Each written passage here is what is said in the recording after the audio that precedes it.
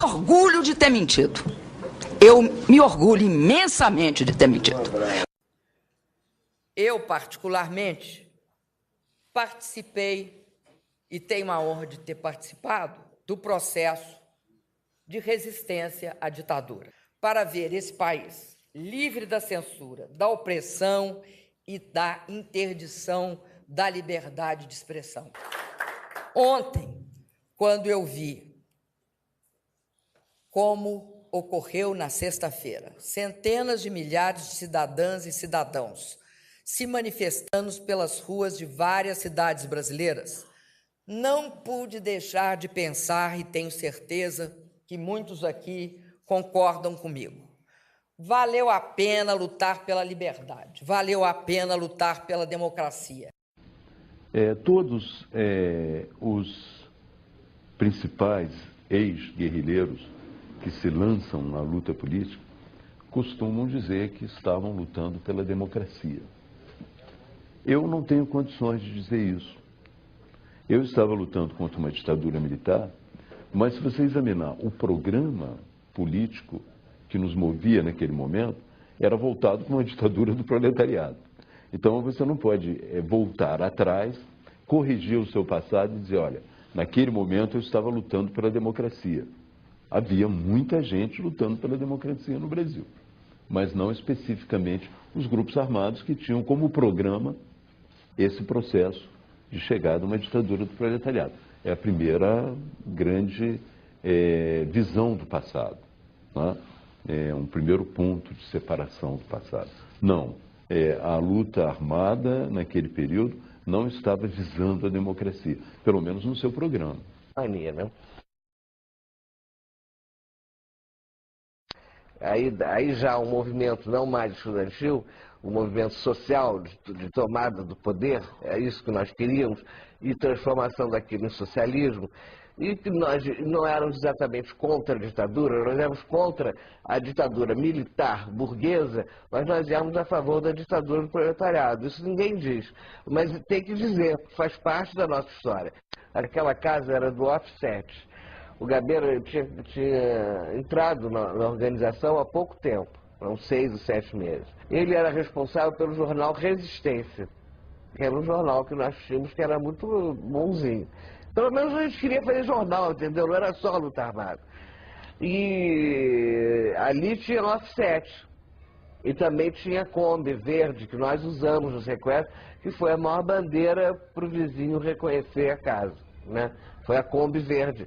De um outro jornalista. Na hora H ele pegou o revólver do Ruivo, dos meninos, né, que estava com ele, saiu com o revólver dele, pulou do 8º andar para a sacada do 7º para despistar a polícia que subia pela escada, cortou a polícia, né, foi também polícia civil, cortou a polícia, desceu, chegou no hall, matou 2, né, antes de morrer. Tenho muito orgulho também de ser companheiro da Dilma por esse tempo todo. Nós identificávamos muito sempre, até hoje nos identificamos muito. Muito importante, gratificante, nós temos vivido muitos anos juntos. Formamos uma organização nacional chamada Vanguarda Armada Revolucionária Palmares. Nós praticávamos ações de expropriação, que nós chamávamos dos bancos.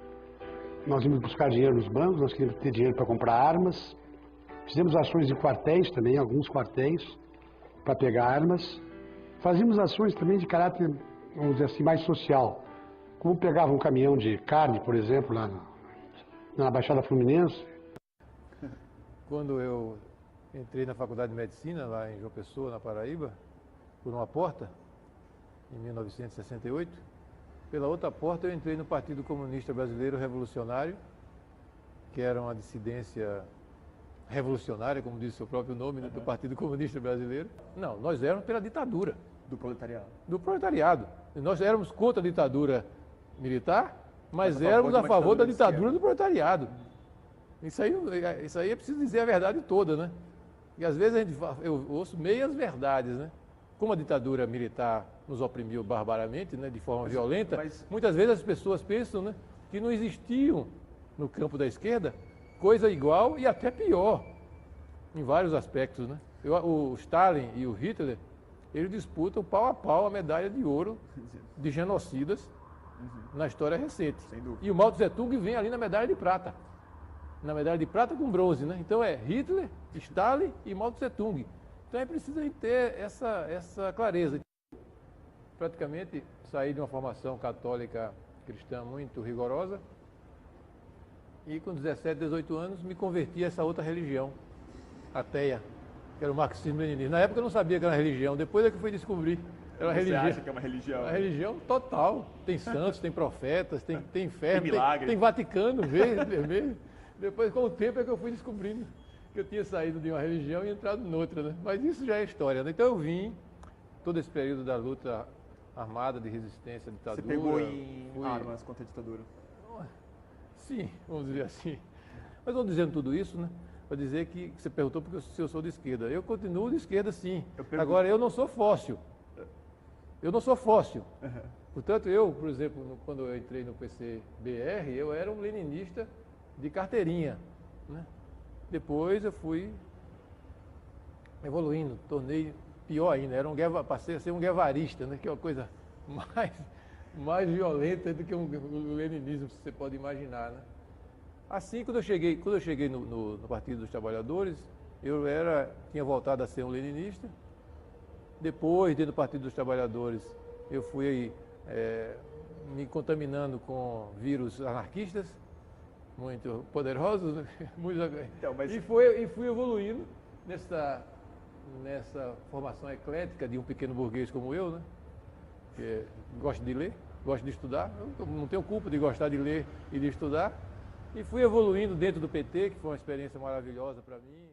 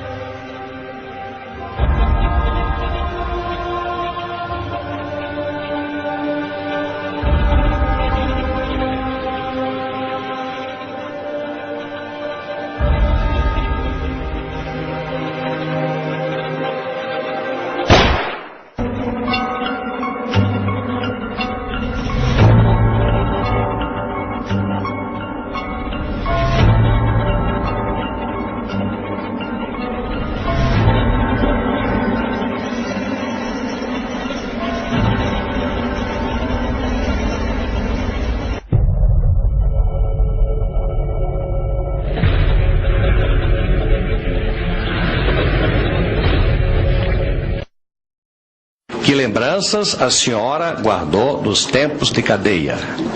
Vossa Excelência responde: a prisão é uma coisa em que a gente se encontra com os limites da gente. É isso que às vezes é muito duro. Nos depoimentos a gente mentia feito doido. Mentia muito, mas... Eu me orgulho muito de ter mentido, senador. Orgulho de ter mentido.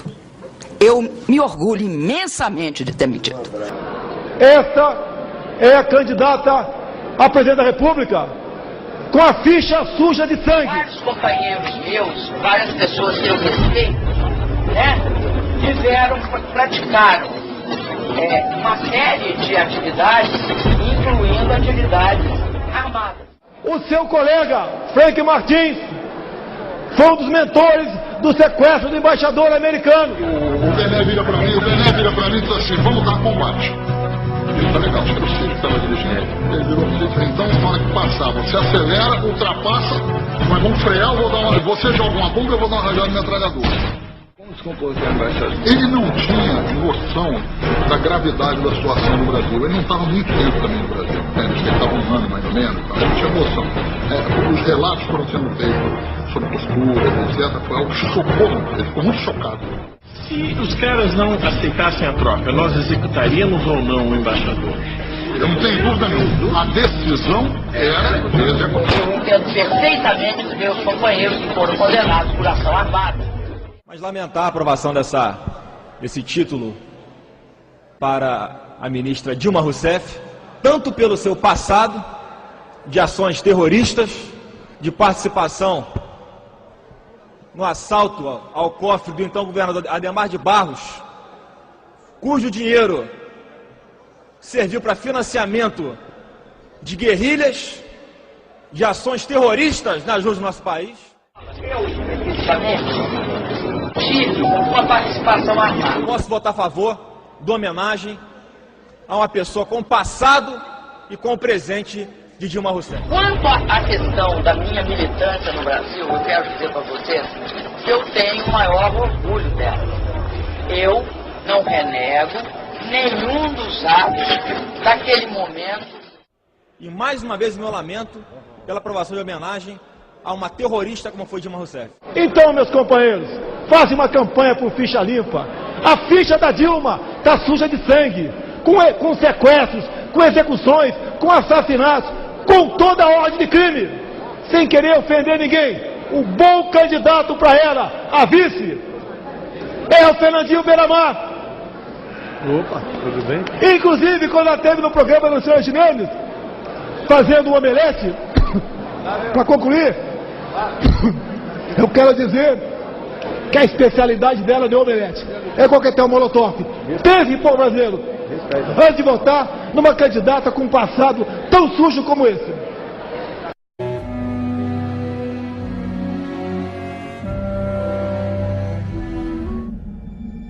Alzira, Edmundo, Francisco, José, Cidelino, Orlando, Nilson, Samuel, Edward, Major Alemão, assassinado por engano em 1968 numa emboscada para matar o militar que prendeu Che Guevara. Essas são apenas algumas das centenas de pessoas que morreram em decorrência da ação armada de grupos terroristas que pretendiam promover uma revolução socialista no Brasil nos moldes do regime implantado em Cuba. Esses grupos eram formados por pessoas que hoje fazem parte da política nacional. Entre eles, Dilma Vana Rousseff, integrante das organizações guerrilheiras Polop, Colina e VAR Palmares. Julho de 1968, Major Edward é assassinado com 10 tiros pelo Comando de Libertação Nacional após ser confundido com o captor de Che Guevara. Julho de 1968, Dilma Rousseff era uma das líderes mais ativas do Comando de Libertação Nacional. No início de abril de 1972, o presidente Médici enviou à região do Araguaia equipes especializadas em inteligência que, da busca do conhecimento sobre a atividade clandestina, logo efetuaram as primeiras prisões, entre elas a de José Genuíno, primeiro guerrilheiro preso no Araguaia. Logo após, o exército sofreu as suas primeiras baixas, ao ter um grupamento emboscado por elementos liderados por Oswaldo Orlando da Costa, conhecido por Oswaldão. Isso fez com que o exército passasse a empregar tropas convencionais que cercaram toda a região do Araguaia.